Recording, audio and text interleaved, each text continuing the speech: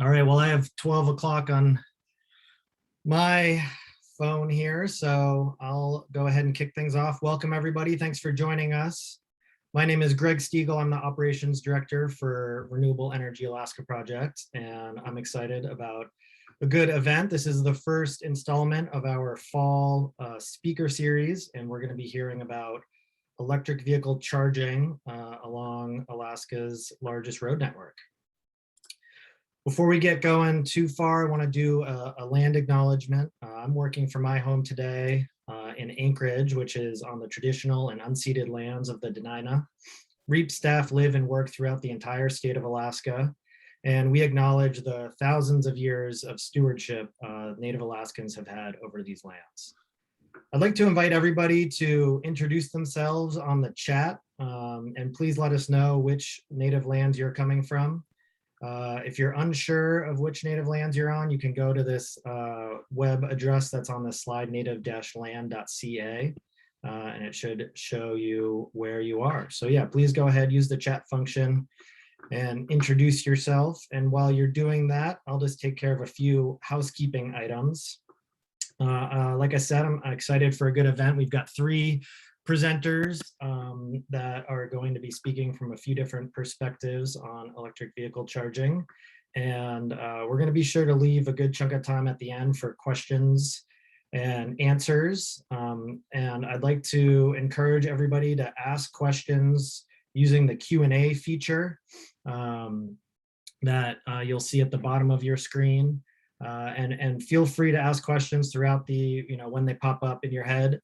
We might answer a few live as they come in if they're pertinent to what's being discussed, and we'll save most of them for the end to answer live.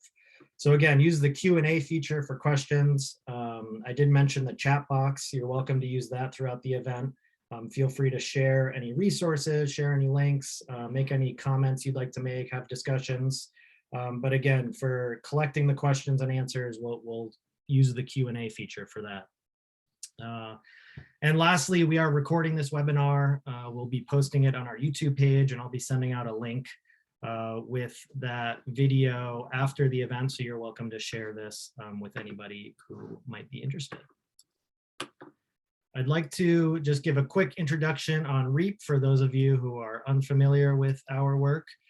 We are a 501c3 nonprofit based here in Anchorage. We also have a Juneau office, and we are a coalition of 70 dues-paying members, along with other partners and donors that support our work, both regionally, locally, and then also nationally and internationally. And broadly speaking, our mission is to advance clean energy in Alaska, and we define clean energy as both energy efficiency and renewable energy. I'd encourage people to head on over to our website, alaskarenewableenergy.org, and we've got lots more info there. We often speak about our work in these 4 areas. Technology is the one that we don't work directly in. We're not an engineering firm, for example. So yeah, I'll just mention highlight a few kind of current items we're working on in the following 3 pillars here. On the funding side, we've been pushing hard for establishing a green bank in Alaska. This would be a quasi-public bank that would fund clean energy projects. We've got a bill introduced by the governor in the last legislative session to establish this bank, and something that we're hoping we can get passed in this session. On the policy front, among other things, we're working hard to establish Alaska's first electric reliability organization. That would be for the rail belt electric grid. That's work that has been ongoing for quite some time. We helped get some legislation passed a couple years ago at this point, and have been working to establish this organization. An upcoming speaker series event will be an update on this. So stay tuned if you want to learn more on what's going on that front. And then the people section of our work is really where we do most of our work. Almost half of our staff is working on K-12 STEM education, as well as teacher trainings. We also have a variety of partnership programs that we're working on. A couple of note are the Alaska Network for Energy Education and Employment, which works on workforce development. and then the Sustainable Southeast Partnership, which is a holistic kind of community-oriented approach based in Southeast Alaska. Again, head over to our website, alaskarenewableenergy.org, where we've got all of our initiatives and current events and all sorts of stuff going on over there. So head on over there to learn more. And then with that, I'll jump right into, I'll just do a very brief introduction of our panelists and kick it over to them to introduce themselves further and get the presentations going. So first we'll be hearing from Tim Leach. Tim is the owner of Sparkbox LLC and is leading the Alaska Energy Authority's electric vehicle working group. Next, we'll hear from Kris Hall, who is the owner of Recharge Alaska. They are working on installing charging stations in a few locations that we'll hear about. And then lastly, we'll hear from Steve Mierop, the Vice President and CEO of Three Bears. They're doing a lot of stuff to get EV charging stations at their locations too. So I'll leave it at that. And I will stop sharing my screen and hand it over to you, Tim. Terrific. Can you hear me okay, Greg? Yeah, sounds good. All right, and I should have my first slide there on the screen as well. Let me know if you can't see it. As Greg mentioned, good afternoon. My name is Tim Leach, and thank you so much, Greg and Renewable Energy Alaska Project, for the invitation to come speak today about electric vehicles more generally, but also talking briefly about some of the challenges and then spending a bit more time on what the solutions are, particularly to one of those challenges around public charging networks. I'm really excited to be here for this discussion. As Greg mentioned, I work as a consultant with Sparkbox LLC, and through that, I'm hired by Alaska Energy Authority to lead and facilitate the Alaska Electric Vehicle Working Group. And I also have another hat that I wear with Alaska Center for Energy and Power. And so I work with colleagues like Michelle Wilbur, who I see online here. And it is so great to see so many friends and colleagues in the attendees list here. And I see Kirk Warren out there as well, who's with Alaska Energy Authority, as well as so many names of folks who I have not yet met. I'm glad you're all here to join us. So why should we pay attention to this Alaska, this landscape here on electric vehicles? Well, there has been really tremendous growth in electric vehicles in the last decade. And certainly we've seen a bit of a slowdown earlier in the pandemic in terms of the rate of sales, or the rate of growth really in the sales of electric vehicles, as of course is the same for many things throughout the world here. However, we've seen a really rapid increase in the last couple of quarters here in the sales. The rate of sales, again, has grown for electric vehicles in the United States, as you can see here on the screen in the last couple of quarters. You can kind of see on the left side of the screen there's some bullet points really remarking or pointing out how remarkable the growth in electric vehicles has been. So in terms of a business opportunity, in terms of consumer demand, we're seeing an incredible rate of growth to which utilities, auto manufacturers, and policymakers have been responding. Now, if I think about it, if the Graduate movie had been made today, if folks are old enough to remember that movie, I think the one word of advice that would have been given to Dustin Hoffman's character would have not been plastics, but it would be electrification, because there's so much interest and investment that is going into this for both transportation and also space heating. Why are we seeing this growth, though? What's the big question, or the answer to the reason why? Question why? Electrification of transportation is widely seen as a beneficial form of electrification, as it presents opportunities for cost savings and emission savings. In many cases, increased job opportunities, especially in local communities. It localizes the benefits of transportation expenditures, which I think is a big piece, especially for electric utilities. And in many, many cases, it improves the public health outcomes or environmental impacts associated with transportation and historic emissions from internal combustion engine vehicles. So really, there's a lot of innovation that can come from vehicle electrification, or more broadly, transportation electrification. And for these reasons, again, policymakers have been investing a lot and putting a lot of attention towards electric vehicles throughout the globe, and of course in the US, as I'm sure you've all been hearing at the federal level. And globally, there's about a little over $560 billion that's been invested from the private sector into vehicle electrification. So it's a big market opportunity for us here.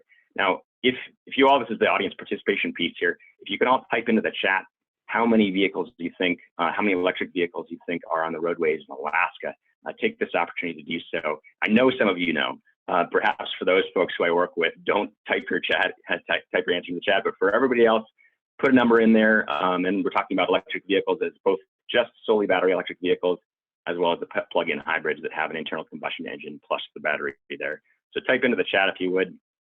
I don't think I can see the chat right now, so I'm going to take it on good faith that you're doing that while I bring up this next slide that looks at the sales growth in Alaska. Over this last quarter, there's really been remarkable uptick in the sales in Alaska, as you can see here by this bar chart and the line there, as it steepens up in this last couple of quarters from 2020 into 2021. Again, really significant interest in electric vehicles. But what is that absolute number of vehicles that you've all responded to, hopefully by now, in the chat that we have on the roadway? Numbers here, courtesy of Chief Electric. Thank you, Sean. I think I see you in the chat here or in the audience. These numbers here for battery electric vehicles, these are just the ones that have the batteries, not the hybrids. There are about 1,000 of those vehicles on the road in Alaska. And then for the plug-in hybrid electric vehicles, there's about 400 vehicles. So 1,400 total is the number we're looking at there. But again, really the thing to remark here is that this growth rate that you see is impressive. And we're not seeing the total numbers, obviously, that of vehicles that we have seen in other places, especially in the lower 48. And part of that is because we still have some barriers that we'll talk about here briefly. Now, pausing briefly though, what's the motivation for many policymakers in especially other jurisdictions?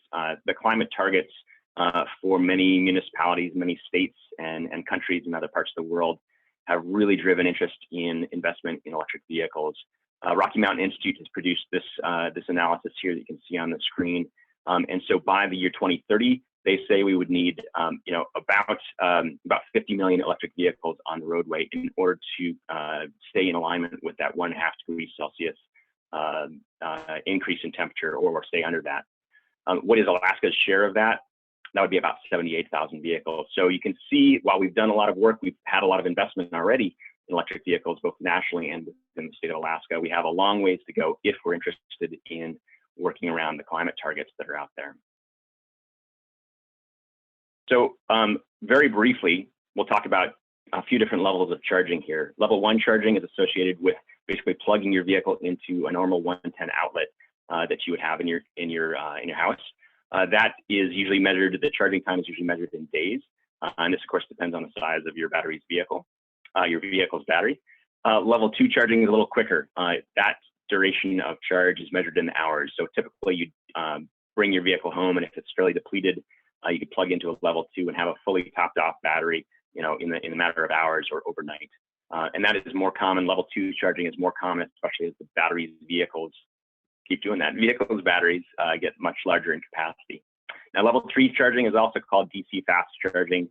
That direct current fast charging is much quicker.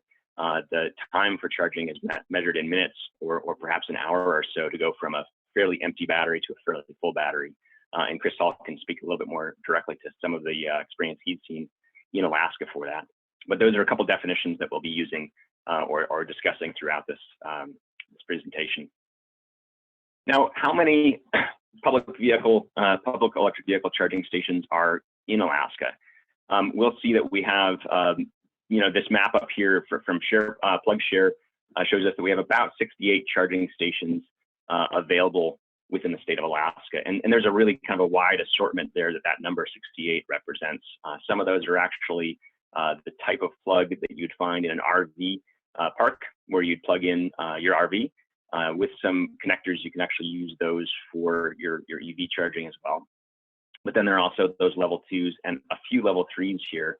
As you'll note, there are only 6 fast chargers or DC fast chargers that are in the state. 3 of those are in Juneau. Juneau has been a leader for quite some time in the state of Alaska for electric vehicles. They've got a kind of a sweet spot, slightly warmer temperatures and fewer road miles. But we really have a long way to go to ensure that we have a good network of public charging stations available to consumers who are interested in electric vehicles. What's the opportunity here? You can see this number in the bottom right for this fuel switching. In 2018, Alaska spent about $3.5 billion on fuel for transportation, and that encompasses air, surface, and marine transportation fuels. So only a sliver of that, of course, or a portion of that is surface transportation. But even electrifying a portion of that can be a significant business opportunity. And this is the point that I want to bring home here. Electric utilities are paying attention to that, of course, because they would be the one of the beneficiaries, assuming that's managed well, of bringing that revenue over to their side of the ledger, so to speak, in the economy. But that also relates to the number of charging stations. We would need to significantly increase, of course, the number of charging stations. Now, a couple of challenges just to touch on here. I've got 6 of those listed up here. Some of those are in our control, so to speak, within Alaska. Some of those are really more dependent on the technology providers. Purchase price, purchase price is one of those where the purchase price is definitely declining, and that typically is out of our control in the state of Alaska, unless we talk about rebates to consumers provided through an electric utility or through a municipality or perhaps the state government. Purchase price, though, is declining, and we'll see it's actually going to cross over where internal combustion engine vehicles will be more expensive here in the coming years compared to electric vehicles, as anticipated by most consultants that are out there who study this, as well as academics. And that crossover point is usually between about 3 and 5 years, as I've seen the literature. Range anxiety is one that we can do something about, and it's actually tied to the one that's below that in the purple icon with the lack of EV charging infrastructure that currently exists. We can do something about that. We can put more public charging stations on the grid. Cold weather performance, Michelle and myself and Kris Hall as well, with a few other folks, have been looking both in the literature at studies for electric vehicle performance, as well as doing some original research, collecting data on vehicle performance here in Alaska. And we won't touch too much on that, but I will say that there is a range decrease for the vehicles. And on the coldest of days, perhaps about half of your range goes away, and that's like negative 40 degrees temperature we're talking about. But especially with our larger capacity batteries, that doesn't typically provide too much of a barrier, because we're talking about our normal patterns of travel and the normal distances traveled to and from work, where the capacity is quite adequate. Battery capacity there, again, manufacturers are working on that. We've already touched briefly on EV charging infrastructure. And then the electric demand charge piece, I'll come back to that in a couple of slides, but there is work that's being done on that. And basically, where you have fast charging, it can cause an economic issue under the current rate structure if we don't resolve the electric demand charge challenge that we have. Now, there's a lot of work that's being done in the state of Alaska on electric vehicles. Utilities have really started this charge, so to speak, with Alaska Electric Light and Power down in Juneau being kind of one of the leaders here. But there are a number of programs across various utilities in the state. And for example, Chugach Electric here has a number of different rebates they provide for installation of electric vehicle service equipment, and some credits also for or reimbursements for EV rentals. So fairly innovative programs. That's going to benefit, of course, the members who are interested in trying these out or bringing the infrastructure in place in their home or their business. It also provides data back to, in this case, Chugach, with utilities to understand how grids are impacted by these new patterns of use, these things called electric vehicles. Golden Valley Electric Association and Homer Electric Association are also putting in some actual EV charging infrastructure in the ground, again, provide some benefit back to their co-op owner members. So really, there's a lot of work that utilities are doing. Now, there's also money that's been made available. I'm sure most of you have heard this from the diesel emissions scandal that VW had. There was a settlement that came out of that, and Alaska is the recipient of a significant chunk, and AEA administers those funds, a portion of which have been dedicated to electric vehicles and specifically electric vehicle charging. So Alaska Energy Authority went through a planning process to determine where to invest some of those funds. And the first round of solicitations have basically been issued, and there were 9 sites along a charging corridor from Fairbanks down to Homer identified for the installation of fast charging as well as some level 2 charging. You can see those on the map here, and basically where those are. The text might be a little bit small here in terms of the actual site hosts that are there. But down in Homer here at the very end, the southern end of the grid or of the corridor, that fast charging station has basically been made available to the public. It's been installed, and the ribbon cutting happened. I think it was early last week or 2 weeks ago now. So very exciting there. That's the first AEA funded fast charger that went online, and joins with a few other fast chargers that are on the rail belt already that Kris will touch on here in a few moments. And then as far as AEA funded fast chargers, the one up in Cantwell, the Jack River Inn, has been installed, and I believe is just awaiting commissioning or a few final pieces of commissioning. So we're seeing that this plan is being enacted here basically between now and next summer, when all of the stations should be made available for public use. But very exciting. That work that AEA is doing is going to really help remove one of those barriers around the lack of public charging stations and around that range anxiety piece that I've mentioned. There are some remaining funds that AEA has that are going to be dedicated for fast charging. They anticipate issuing another solicitation or another round of solicitations that will be oriented towards putting charging stations out towards the road network, kind of between Fairbanks and the Canadian border, and then coming back through, Glen Allen to try to help kind of create that that loop, if you will, off to the east there. AEA has also been dedicating some funds towards level 2 charging, and specifically at state-owned facilities here. You can see two of those photos on the screen. The one on the left is at the Snowden Administrative Building across from Nesbitt Courthouse, and then the one on the right is the Lenny Pasillo parking garage. Both of these in Anchorage. They're using Alaska Energy Authority is using state energy program funds to do that, as well as in the future they'll be putting in some of the VW funds to bolster that state energy program funding. And they anticipate putting in some more stations, working with the Department of Transportation, for example, to do that in the coming year. There are also quite a few homegrown, what I like to call homegrown solutions here. And we've got a number of EV advocates that have been working very hard in the state, down in Juneau and throughout on the rail belt especially. And I classify Kris Hall here with Recharge Alaska as one of our homegrown solutions because of the good work, the hard work that he's been doing. And we'll hear more about that directly from him. But also site hosts. Site hosts are, of course, a critical component here. And so many businesses throughout the state have been stepping up, not only in response to the AEA solicitations, but also on their own. We'll hear from one of those individuals, from Steve from Three Bears here as well, as part of today's conversation. And I mentioned we'll briefly touch on this demand charge barrier.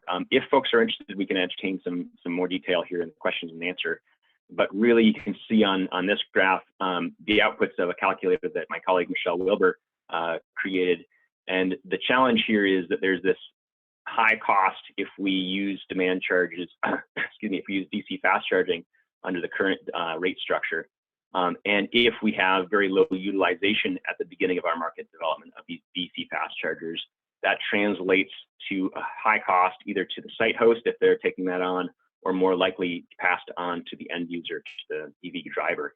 You can imagine coming in and saying, yeah, I'm going to fill up with my my battery here at this fast charger, and all of a sudden having a bill of $2,000 or $3,000. Not at all palatable. No one's going to do that, I don't think.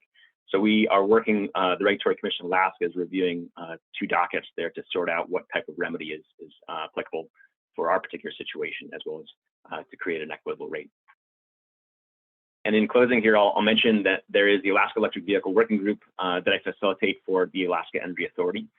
If you are interested, I'd recommend using the QR code in the upper right with your phone just to get to the webpage that AEA has. You can sign up for the listserv there. You can also access some of the calculators that I've just kind of referenced to understand what the emissions savings, what the cost savings are, as well as potentially to attend our meetings if you're interested. With that, I'd say thank you so much. And Greg, I will turn it back to you as I stop sharing my screen here. Thanks for that, Tim. And yeah, just a quick reminder to ask your questions in the Q&A.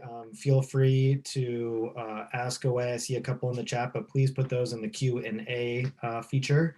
And yeah, we'll just keep it rolling with Kris. Thank you, Greg. Thank you, Tim. That was a pretty good introduction. I appreciate that. And thank you for giving me the opportunity to speak here at this event. So as Tim was saying, a homegrown solution for what we do. So Recharge Alaska is birthed here in Alaska. I was born and raised in Fairbanks, so I got a chance to see what the cold was like. And I spend my time here in Anchorage, where it's considerably warmer. In the agenda for what I want to cover is just a little bit about what Recharge Alaska is. I want to do a fuel comparison so that people can understand the differences between the liquid fuel sources and the electric fuel sources, if you will. Talk a little bit about charging standards, and then cold weather. Cold weather is like the biggie for Alaska. And then just kind of give a little sneak peek as to what we're doing for 2022. So Recharge Alaska, my wife and I, we have two EVs. They're both Teslas because they have long ranges, what we were looking for. And I have family in Fairbanks. And so I make the commute back and forth between Anchorage and Fairbanks. And Cantwell, I have a friend's cabin there in Cantwell that we use, and we put an RV plug in there and we would charge, and it's 4 hours and maybe 5 hours. And so it's, lunch, a little bit of a hike, hang around time, and then get back on the road. And so the big piece that comes to play here is, what was Juno doing, and working with the Alaska EV Association, trying to understand how they were able to develop Juno is, can we copy and paste that into the main part of Alaska? And so they had some machines that we were able to get our hands on and make some attempts at it. But ultimately came down to, buying a brand new machine and going in Cantwell. To lead into why Cantwell is the strategic location for our installation is ultimately because of the operation cost. So as Tim was saying, each utility has a demand threshold and a demand cost. For Golden Valley, the threshold is much higher than MEA, Chudiak, or HEA. And so with that, we could slide in with roughly a 50 kW DC fast charger in order to be right at or below their demand charge. And therefore, with that being stated, we can eliminate those thousands of dollars that Tim had shown in his table for operating costs, and then have a lower cost to the end user. And so that was our goal, and that's what we looked at doing. Obviously, as we start venturing further south, you run into the 20 kW limits and stuff. And so at that point, you need to have a sizable market in order to share that load, that cost across all the components. There are some big players that are coming to Alaska. Tesla has a Soldotna installation showing up here this month. I think they have 4 stalls already installed, and they're 250 kW machines, and they put 4 of them in the ground. So that's going to be a really high cost to operate, but they have a very large group that they're able to shed the market across, not within Alaska, but within the continent. And as Tim was showing, roughly 1,000 electric only vehicles on the road. And so the market size is quite small here in Alaska. Communications is also a very big key. So each one of the machines, there's 2 operating philosophies for DC fast chargers. One is a completely networked system to where you can log in with your phone and you can do all your payment structure that way. And another way is that it's very similar to a gas pump, in that we have a credit card reader at the machine, and so you don't have to make those communications out. However, in Cantwell, at this location, there's no cellular signal whatsoever. So we went with the credit card reader on this machine in order to make it work. And I think that's going to be our model as we go forward in reality. I want to talk about previous attempts here at this DC fast charging. So ML&P in 2018 was looking heavily at doing a DC fast charger into Cottonu. They made it all the way up until front-end engineering and design feed, and found that the cost structure was a bit more to swallow than they wanted to go, and that was put on hold. That was 2018. 2014, Tesla came on up and was looking at all Fred Meyers and started having conversations with them as to putting in land lease agreements and utilizing their sites. And again, that fell through. And so there's been quite a few attempts at doing DC fast charging in the public. And everybody gets right up until that you start spending heavy amounts of money, and then things get shut down. So that's why Recharge Alaska. We are small, nimble, and able to make decisions and look outside the box for solutions in order to provide a fast charging experience. Ultimately, it comes down to myself and my wife want to get to Fairbanks a little bit faster, and at the benefit of helping everybody else to do the same thing as well. And right now, I don't want to take anything away from Steve. He's actually working pretty heavily with Tesla on his sites as well. So it's a pretty good thing. So the differences between the fuel sources, I just want to put out here the previous 10 years of pricing volatility within liquid fuels. This is the average price per gallon of gas within Alaska on this side. And then we have the average price of per kilowatt. So this is all of the utilities within Alaska is the average price. And so we can see a steady increase on the trajectory of the price per kilowatt. But on the utility side, they're a regulated entity.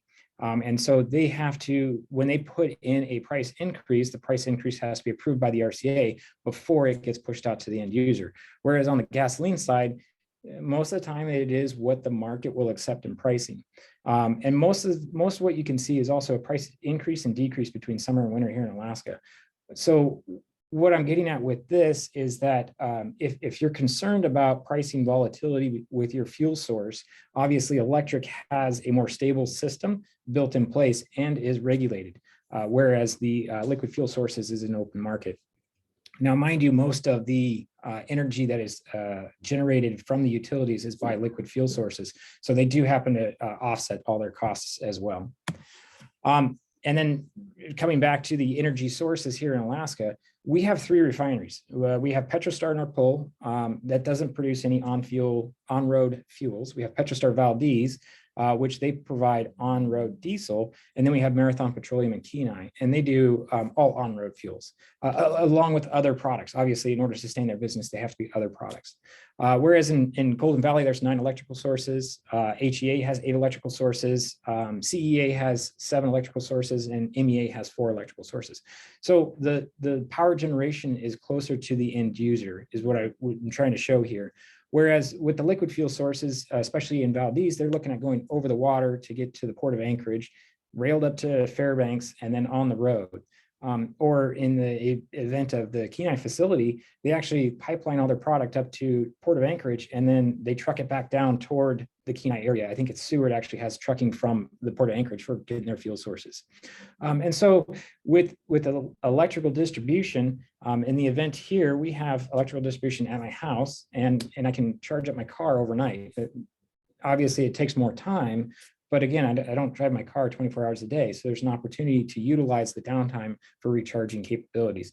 And having more energy sources throughout the state of Alaska gets the fuel source closer to you. So there's less of a fuel insecurity.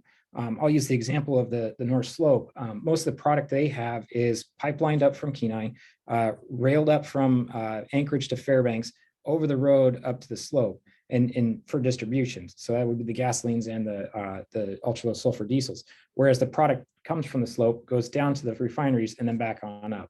And it's one road on the Dalton Highway. So there is some fuel insecurities that go in with that. And so with the electrification aspect, there's a lot of benefits that Tim did talk about. On the same token, there's also a lot more securities. Because electricity is generated locally in your city and distributed with a big, robust distribution network. Charging standards. So in North America, we have an open, non-regulated charging standard.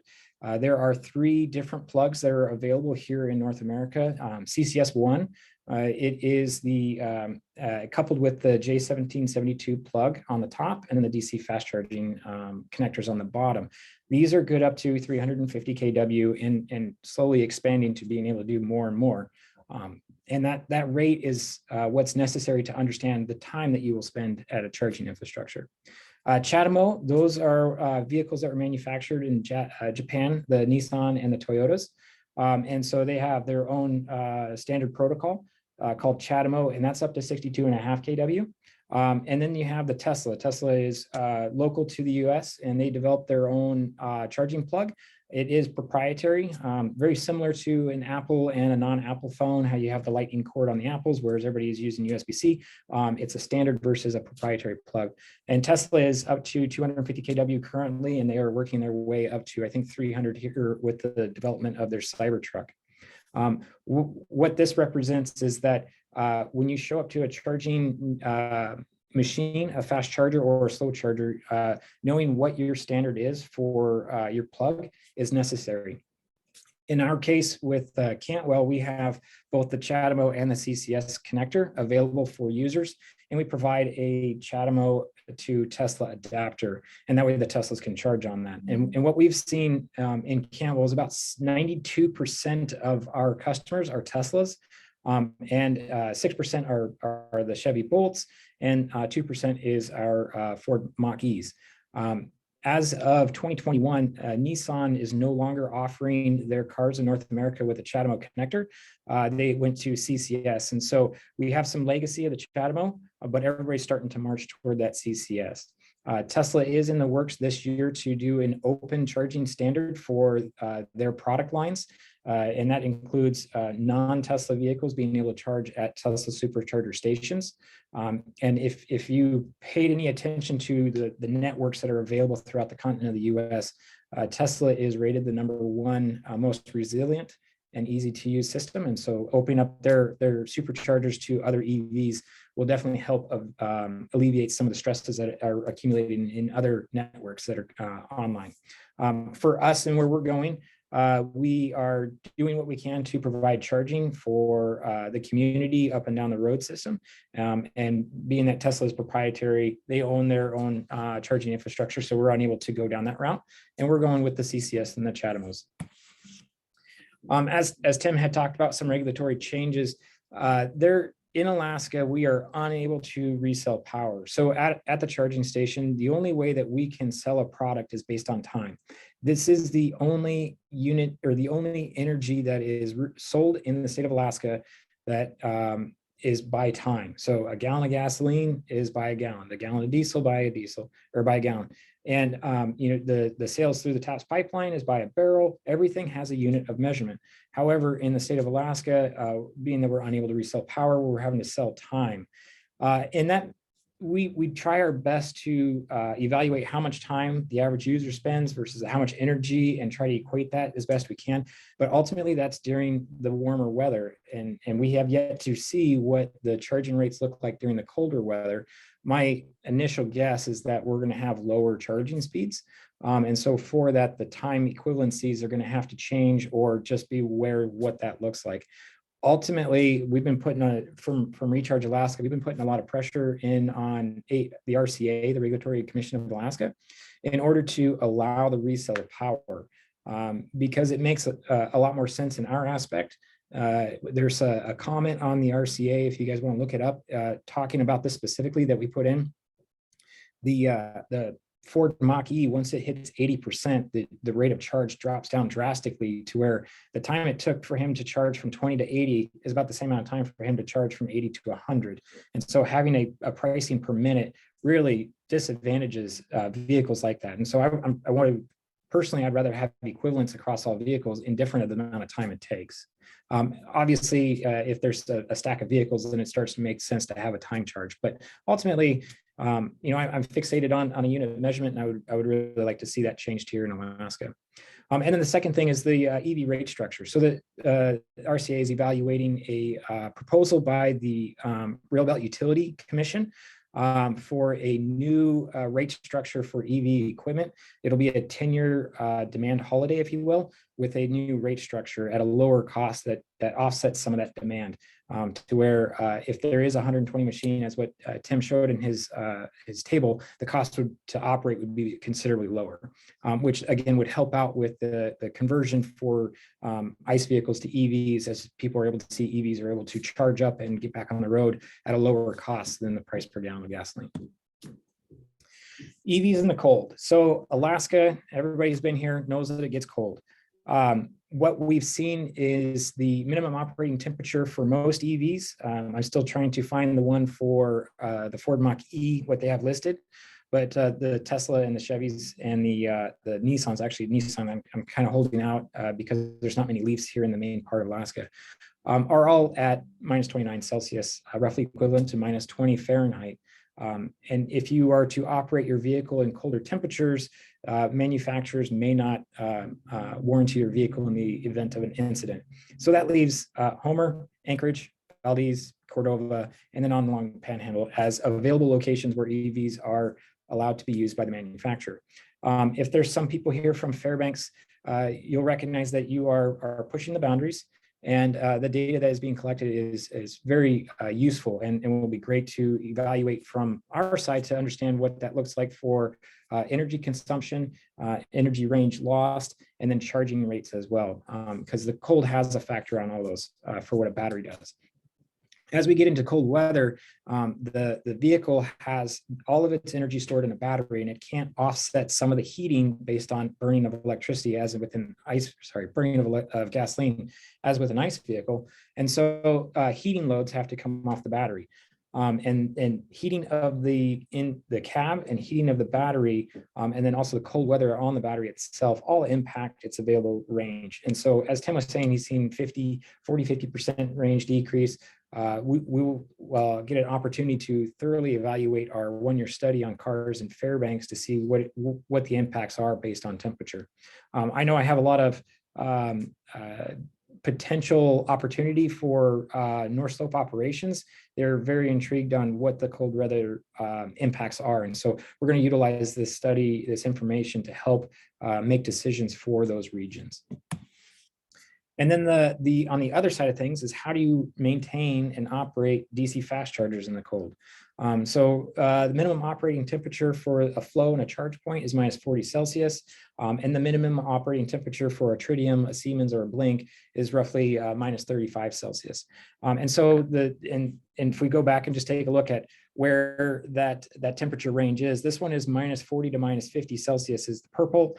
And then the darker purple is the minus 30 to minus 40 Celsius. So our DC fast chargers would only work in the light blue and the dark purple. Some of the flow and the charge points might be able to work in these the purple conditions, but anywhere else, like if there's just not a whole lot of opportunity for the temperature to meet the OEMs manufacturers minimum operating temperature. So what we're doing with Recharge Alaska is we're trying to develop a kit that can easily be manufactured and installed on the machines for operating these cold weathers. And the kit is an insulated building with a heating unit and easy access for operating the credit card reader and getting the cords in and out of the enclosure. Working with the public, I recognize that the public has an opportunity to not put everything away tight and closed as I would like to see, but so we got to come up with solutions that make it easy enough to where we're not losing heat.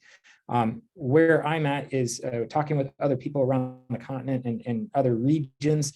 They have talked about like these massive structures that they heat so the machine and the car are warm at the same time.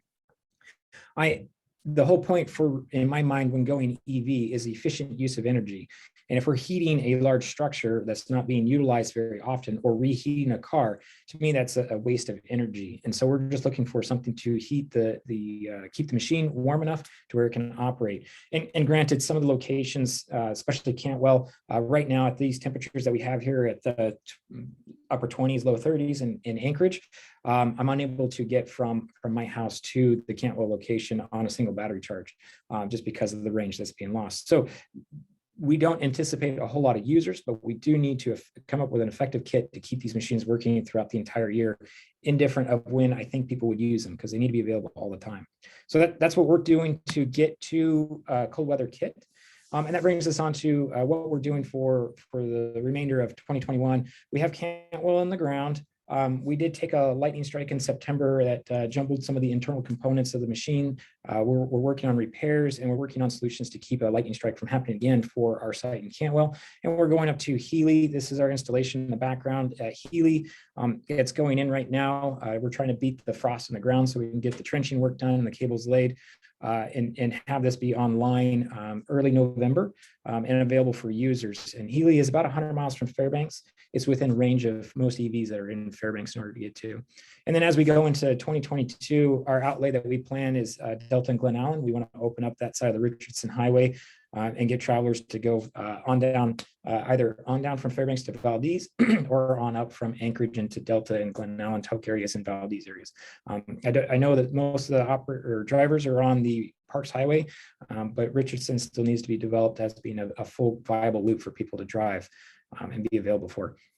The goal is to provide access at about mid-year, depending on when we can get procurement of items in next year and online for users. So that's what Recharge Alaska is doing. There's a lot of data that we're collecting along the way for charging profiles, charging curves, on certain vehicles, and without knowing who is connected to the charger, looking at the profile, we can start to assume based on what it looks like with the BMS and how energy is taken onto the car of what type of car it is. And it's pretty fun to see. I will give you that. So that's what I have in a nutshell. And I'll pass this back to you, Greg. Thank you. Thanks, Kris. Yeah, I'll just kick it right over to Steve. We're kind of chugging along with time. So yeah, Steve, take it away. Okay, here we go. So again, I'd like to thank everyone for the opportunity to present here today. Let me see here, slideshow. Okay, from the beginning. Okay, so Three Bears Alaska, of course, we're all about serving our communities. Hey, Steve, we let me started just interrupt you, Steve. You're not quite sharing yet. If you want to just hit share on your screen and then you're Okay, ready to roll. let me, okay, hang on. Okay, let's see here, get back to this. Share screen. Is it there now? It is. Yep, there it is. Okay, okay, so let me.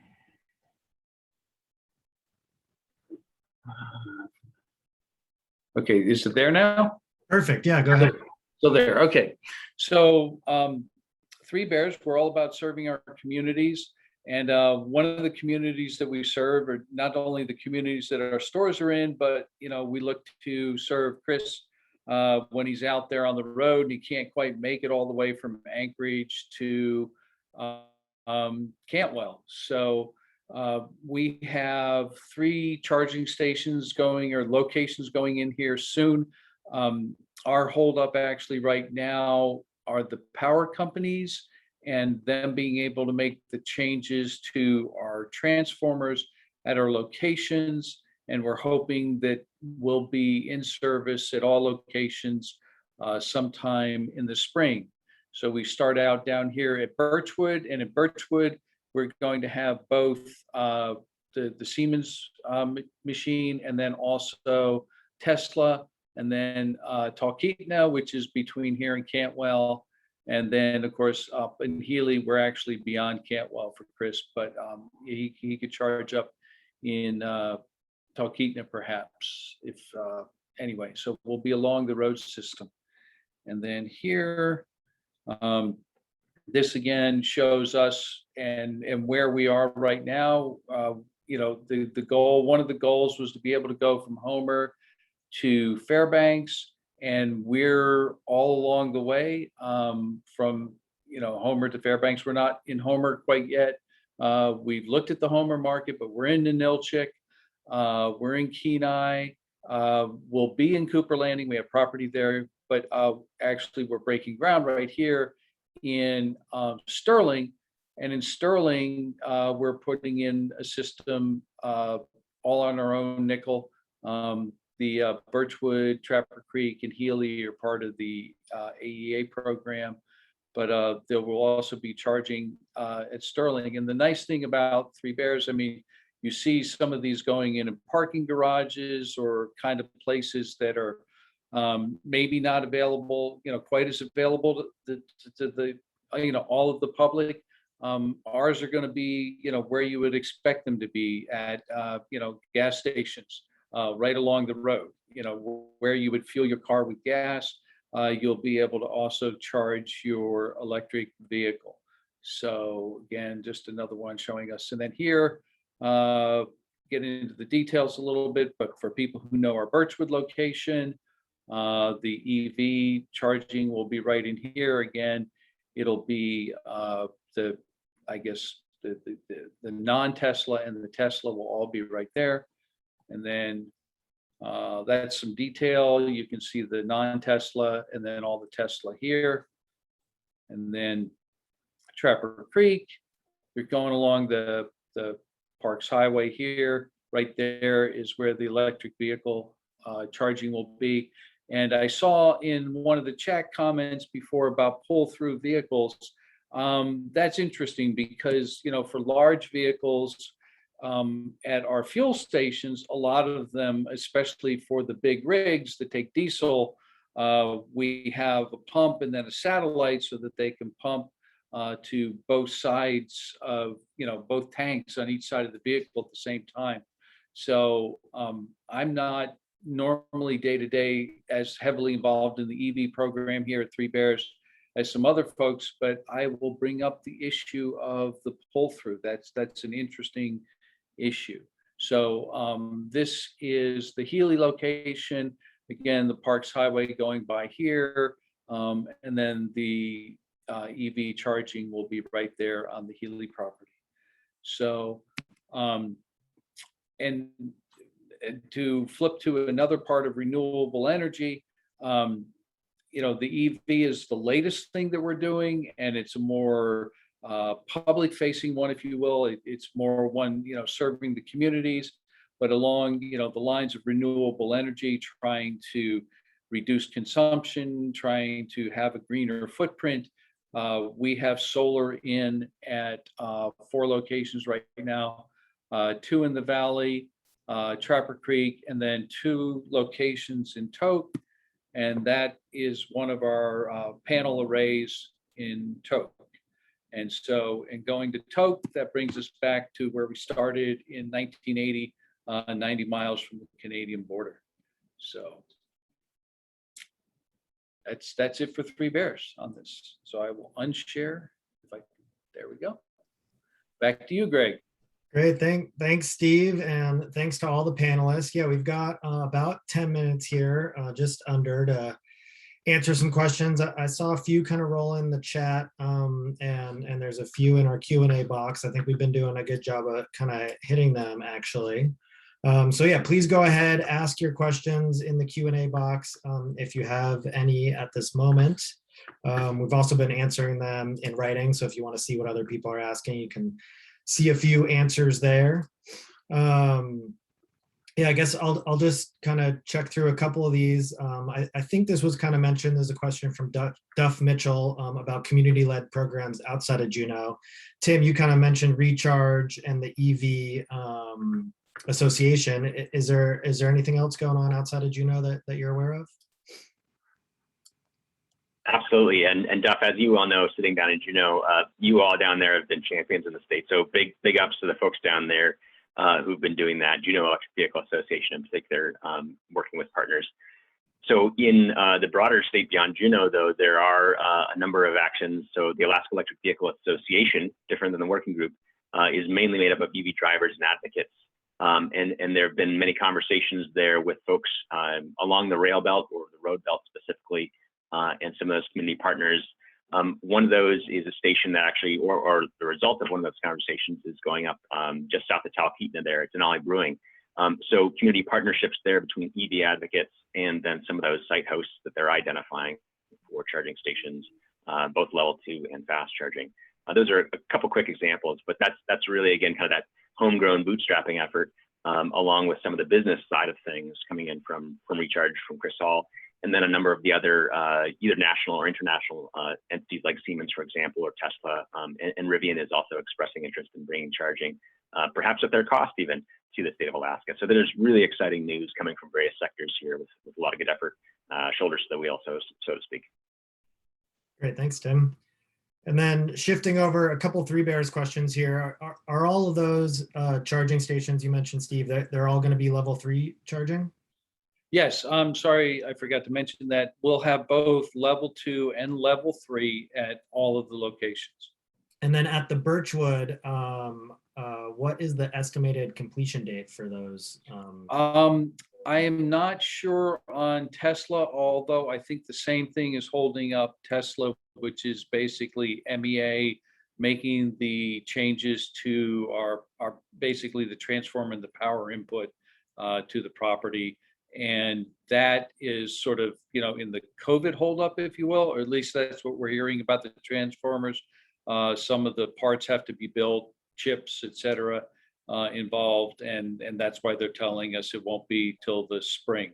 We actually have almost all the other equipment already, sort of in storage up here and just waiting on the power side. Great, thank you. And this is a good question. If everyone in Alaska was driving an EV, would this require more source electricity than the state currently has available? Maybe Tim, this is a good one for you to answer. Ooh, excellent question. We've had some preliminary conversations around this with the electric utilities in particular. I have not done the analysis myself, and I don't believe I've seen that done from my colleagues at ACEP. So I may have to follow up on this. However, the general response that we've gotten back from some of the utilities we've spoken to is that there's adequate capacity, generation capacity to handle it. So the choke point, the limiting factor is not generation. So the challenge is actually a little bit more at the distribution level. And if you think about generation as a piece of our electric grid, transmission as a second component, and then the distribution level as the third component. The distribution points, specifically transformers, are where we would have a constraining capacity. So as we load on a lot more electric vehicles on, say, a cul-de-sac where there's a transformer serving 3 or 4 households, quickly you can see that that'll potentially outstrip capacity if there's not a managed solution to charging. And so there's all sorts of different ways we can actually approach this challenge. And then, ensuring that we've got adequate capacity at the distribution level is part of that. But, managed charging or figuring out if there's demand side management programs that can be applied for electric vehicles, all of those types of solutions can come to play. Great, thanks, Tim. And I have a question here from Ira Perman. I think this is relating to the demand charge. There was a dollar amount associated with the demand charge. Was that per month, or his question is was that per month, or I think it's per charge or per charge? Yeah, great question, Ira. And there's a somewhat related question from Michelle Chamberlain, and I believe referring to the slide there with $5,000. So that would be if there was one customer pulling up and plugging into that DC fast charger. That would be essentially the cost incurred by that one end user. Now, as you start to use that DC fast charger more, essentially you're purchasing more kilowatt hours, right? So you're spreading the fixed cost, or not necessarily fixed costs here, but you're spreading that demand charge then over more units of sale, and then that lowers the resulting cost to the end user.